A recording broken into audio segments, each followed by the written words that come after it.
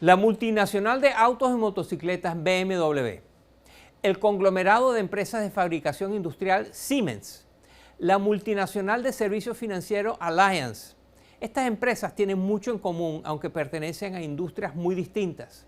Están entre las compañías más grandes de Alemania, primero. Segundo, son algunas de las más grandes del mundo en sus respectivas categorías. Tercero, en el siglo pasado fueron el pilar financiero de Hitler y su partido nazi.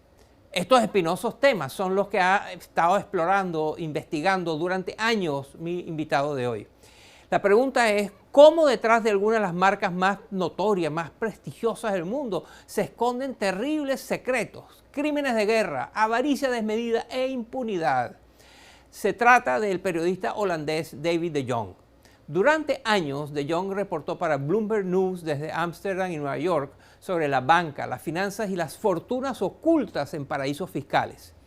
Este año 2022, de Jong publicó un libro que estuvo escribiendo durante 4 años desde Berlín.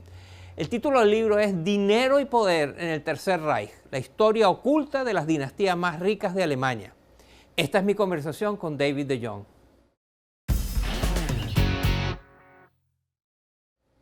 Bienvenido al programa, es un placer tenerlo con nosotros. It's a pleasure, Moises. It's good to be here. Su libro se titula Dinero y poder en el Tercer Reich, la historia oculta de las dinastías más ricas de Alemania. ¿Cuál es esa historia oculta que usted nos revela? La historia oculta tiene varios aspectos, pero diría que el aspecto contemporáneo es el esfuerzo que hicieron grandes empresas como BMW, Volkswagen y Porsche para esconder su involucramiento con las atrocidades cometidas por los nazis en Alemania. Esas empresas se beneficiaron económicamente de la producción masiva de armas, le expropiaron negocios a los judíos y utilizaron mano de obra esclava durante la Segunda Guerra Mundial. As well as the mass exploitation of forced and slave laborers during the Second World War. Después que Alemania perdió la guerra, la Segunda Guerra Mundial, estas empresas mantuvieron el poder y las fortunas que habían amasado durante los nazis. Usted lo que argumenta es que asegurar la prosperidad y el éxito de estas compañías era parte de una estrategia para contener el comunismo. Explíquenos eso. Yeah, that is correct. Sí, de eso es correcto. Cuando comenzó la Guerra Fría en el año 1947, las fuerzas estadounidenses se olvidaron de lo ocurrido en la Alemania nazi. La decisión política que tomó el gobierno del entonces presidente de Estados Unidos, Harry Truman, fue reconstruir Alemania Occidental como un estado fuerte, democrático y económicamente viable para poder luchar contra la Unión Soviética y la expansión del comunismo desde el este. Against the Soviet Union and the encroachment of communism from the East. En su libro aparece el caso de Rudolf August Oetker. ¿Quién es ese señor? Rudolf August Oetker was Rudolf August Oetker fue el empresario que creó el conglomerado Oetker, que hoy día es conocido principalmente por sus mezclas para hornear y pizzas congeladas. Ese conglomerado también es dueño de la cervecería más grande de Alemania y de una línea de hoteles de lujo. Así, Oetker se convirtió en uno de los mayores empresarios de Alemania Occidental después de la Segunda Guerra Mundial. Pero lo que muy poca gente sabía, más allá de sus familiares y amigos, es que Oetker fue oficial voluntario de las fuerzas paramilitares nazis, conocidas como las SS, y recibió entrenamiento en el campo de concentración Dachau. Ideológicamente, Oetker era nazi y su familia también lo era. Incluso en los años 50, 60 y 70, apoyó a la extrema derecha. Le dio dinero al Partido Nacional Democrático, que es reconocido abiertamente como una organización neonazi, y también apoyó económicamente a sus antiguos colegas de las SS. and financially supported his old SS comrades. Usted también habla de Friedrich Flick, quien fue un gran proveedor de armas para los ejércitos nazis. Pero, ¿qué pasó con él después de la guerra? ¿Cómo le fue?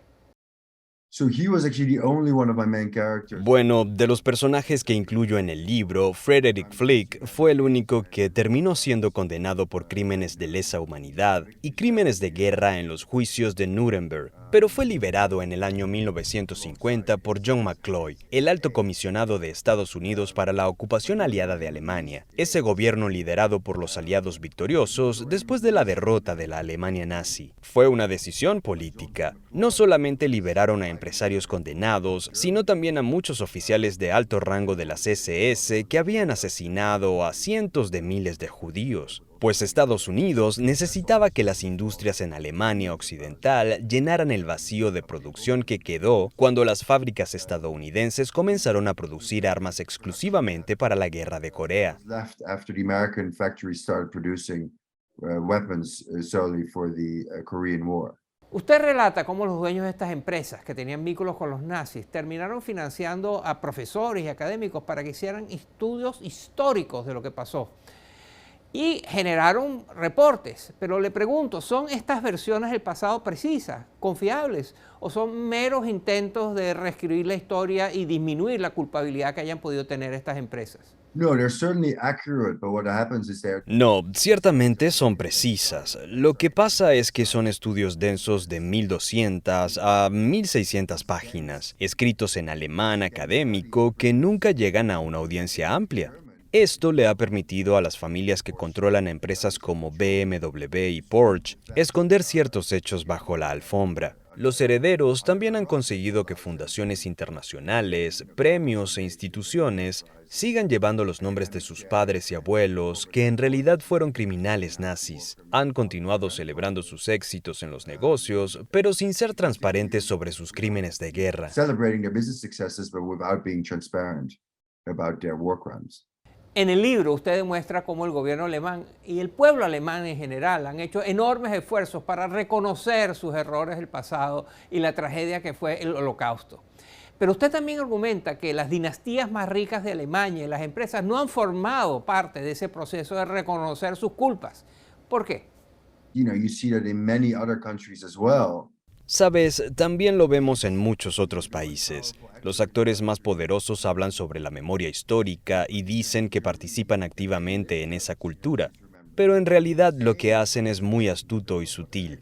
Por ejemplo, en el año 1999 se llegó a un acuerdo entre el gobierno de Estados Unidos y Alemania para compensar a quienes habían sido trabajadores esclavos. En ese acuerdo, los empresarios y compañías alemanas no tuvieron que admitir ningún tipo de culpa por sus crímenes. Así que, sí, se ha pagado dinero, pero las empresas más grandes de Alemania no han hecho ningún reconocimiento moral ni han tomado responsabilidad histórica. Have never actually been taken by Germany's largest companies. Estas empresas como las que se centra su libro, la BMW, Volkswagen o Porsche, ¿se han comunicado con usted para darle acceso a su historia o más bien han intentado bloquear su trabajo? The companies weren't particularly cooperative, nor did they try to block me in my work. Sabes, las compañías no cooperaron conmigo, pero tampoco intentaron bloquear mi trabajo. Desde que fue publicado mi libro han ocurrido dos grandes cosas. Consideremos por un lado a la Fundación BMW, que lleva el nombre del criminal de guerra nazi Herbert Quandt. Los dos hijos menores de Quandt actualmente controlan las acciones de BMW y son la familia más rica de Alemania. Muchas personas en todo el mundo recibieron dinero de la Fundación BMW y ahora están furiosas, se sienten engañadas. Esto obligó a la Fundación a publicar un comunicado de mea culpa donde prometieron cambios. Veremos si en realidad eso ocurre. En segundo lugar, Porsche cotizará en la Bolsa de Valores este año por una valoración de $100 mil millones. La empresa ha decidido decir la verdad y está intentando darle una indemnización moral a su cofundador, quien fue un hombre judío que fue expulsado en su momento por las familias Porsche y Piëch, que aún controlan la compañía. By the Porsche and Piëch families who still control Porsche today.